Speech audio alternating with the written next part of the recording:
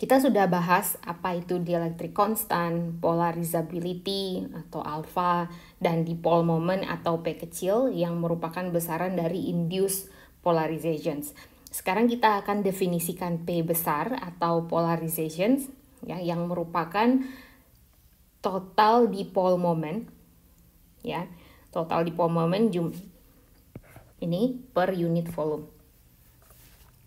Jadi jika kita punya rata-rata dipole moment per molekul, jika kita punya rata-ratanya, maka nilai polarization tinggal dikalikan dengan jumlah molekul per unit volume.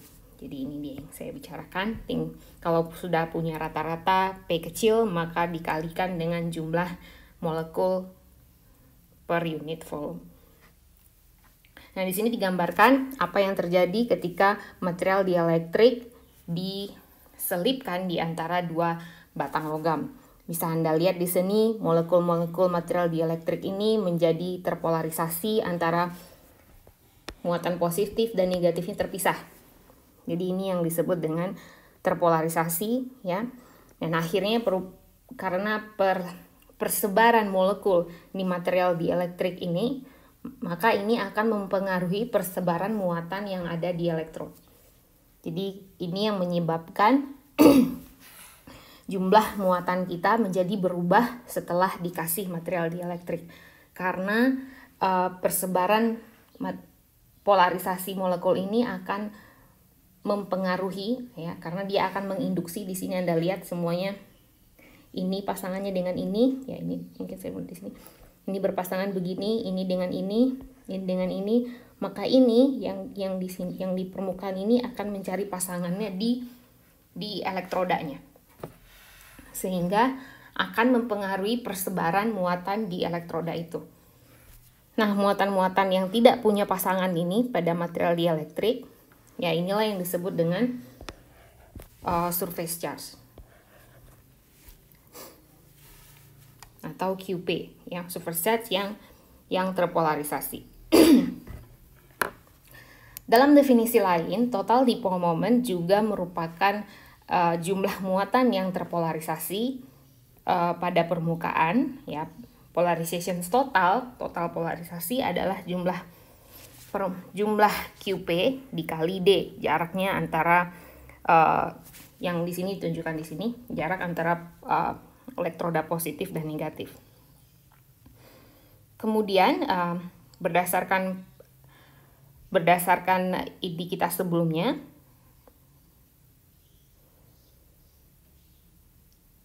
di sini ini adalah P kecil ya. Ini adalah P kecil. Maka berdasarkan definisi sebelumnya, di mana polarization atau P besar adalah P total dibagi P kecil total dipole moment pada material dielektrik tersebut dibagi volume, sedangkan P kecil total adalah ini ya, tinggal dimasukkan ke sini, sedangkan volume adalah luas area dikali D, sehingga didapatkan polarization P besar adalah QP ya, muatan yang terpolarisasi pada permukaan dibagi luas area atau surface polarization charge density. Jadi ini mu P ini adalah banyaknya rapatan muatan pada permukaan yang mengalami polarisasi.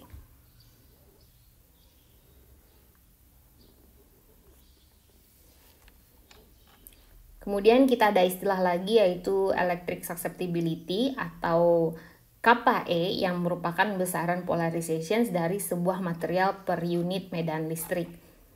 Hubungan susceptibility dengan polarization bisa didefinisikan dengan rumus berikut, di mana polarization juga bisa diukur dengan electric susceptibility dikali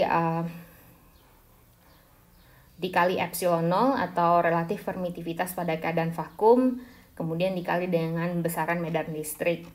Sekarang kita lihat medan listrik di antara dua batang logam sebelum diberi dielektrik di tengahnya. Jadi ini adalah dalam keadaan vakum. Jadi kita punya dua batang logam, kemudian dihubungkan dengan tegangan, maka di sini akan menjadi positif, sini akan menjadi negatif. Terus medan listrik di antara kedua batang logam ini adalah V per D, besaran V di voltase dibagi jarak antara keduanya. Sedangkan voltase adalah, sebenarnya dari sebelumnya kita ada definisi Q0 per V, terus juga ya ini adalah definisi dari kapasitas. Jadi dari sini V kita ganti, voltase kita ganti menjadi Q0 per channel. Terus kemudian channel kapasitasi pada vakum diganti dengan epsilon 0 kali A per D. Jadi D-nya di sini saling coret, maka D-nya hilang, kemudian sisa ini. Jadi dari sini kita dapatkan bahwa muatan pada saat vakum itu sama dengan medan listrik dikali epsilon 0 dikali luas area. Sedangkan muatan per luas area itu sama dengan free surface charge density. Jadi Q0 per A itu adalah free surface charge density. Maka free surface charge density di sini adalah medan listrik dikali epsilon 0. Ya. Sekarang apa yang terjadi setelah kalau kita tambahkan medan material dielektrik di sini? Jadi kita taruh material dielektrik sehingga di sini mengalami polarisasi. Muatan-muatannya mengalami polarisasi, sudah dijelaskan sebelumnya, maka total muatan kita di sini adalah muatan yang terpolarisasi ditambah muatan yang tidak terpolarisasi atau free surface charge density. Maka dari sini kita bisa lihat kalau kita lihat dari surface charge density-nya, berarti ini ini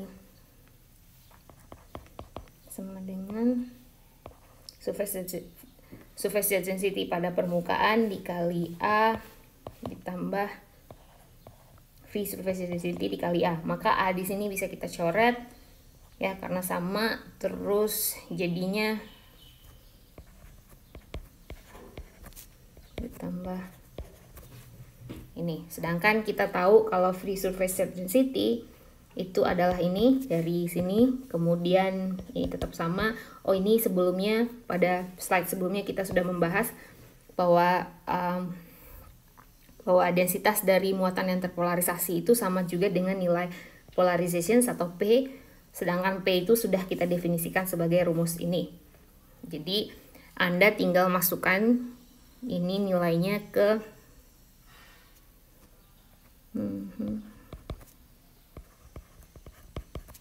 ditambah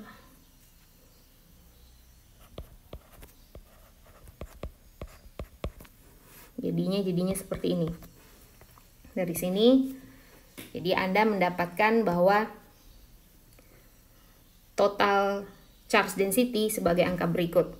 Sedangkan sebelumnya untuk free charge density, free surface charge density kita definisikan sebagai ini. Sudah kita dapatkan sebelumnya. Sedangkan konstanta dielektrik adalah perbandingan antara total muatan dibandingkan muatan pada saat sebelum diberi material dielektrik, yang sama juga dengan artinya sedangkan ini adalah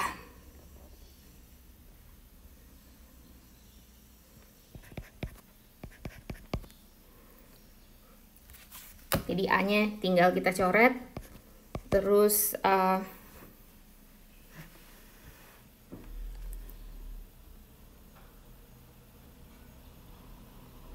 jadi kita tinggal membandingkan yang sudah kita dapatkan sebelumnya, epsilon 0 1 tambah kappa E dikali E dibagi dengan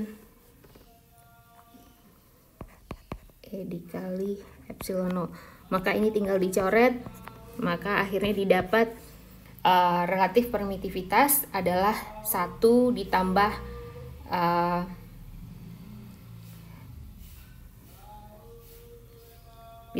electric susceptibility. Maka akan didapat hubungan antara di electric susceptibility dengan relatif permitivitas atau konstanta dielektrik.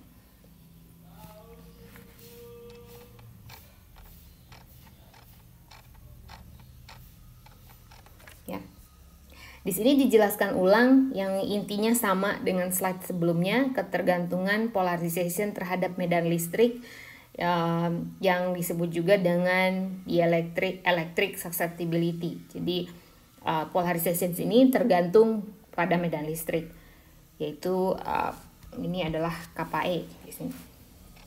Dimana polarization sama dengan besarnya, ini kita ulang lagi, surface charge density. Jadi banyak rapatan muatan yang terpolarisasi pada permukaan. Dan sebelumnya juga P sudah kita definisikan sebagai ini, ya.